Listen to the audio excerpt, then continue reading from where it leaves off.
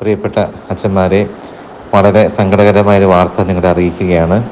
മുള്ളേരിയ പള്ളിയുടെ വികാരിയായിരുന്ന പ്രിയങ്കരനായ ഷിൻസച്ചൻ മാത്യു കുടിലച്ചൻ അല്പസമയം മുമ്പ് ഒരു അപകടത്തിൽ ഷോക്കേറ്റ് മരിക്കാനിടയായി. വളരെയേറെ സങ്കടത്തോടെയാണ് ഈ വാർത്ത നമ്മൾ നിങ്ങളെ അറിയിക്കുന്നത്. ഇപ്പോൾ മുള്ളേരി ആശുപത്രിയിലാണ്.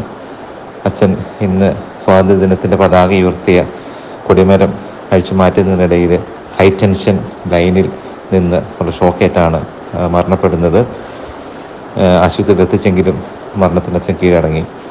ഈ ദുഃഖകരമായ വാർത്ത വൈദിക സമൂഹത്തെ നമ്മുടെ തലശ്ശേരി പ്രസ്ബിറ്റേറിയത്തെ അറിയിക്കുകയാണ്. അഭിയുടെ പിതാവ് മുള്ളേരി ആശുപത്രിയിലേക്ക് പുറപ്പെട്ടിട്ടുണ്ട്. ജനറൽ അച്ഛന്മാർ അവിടെയുണ്ട്.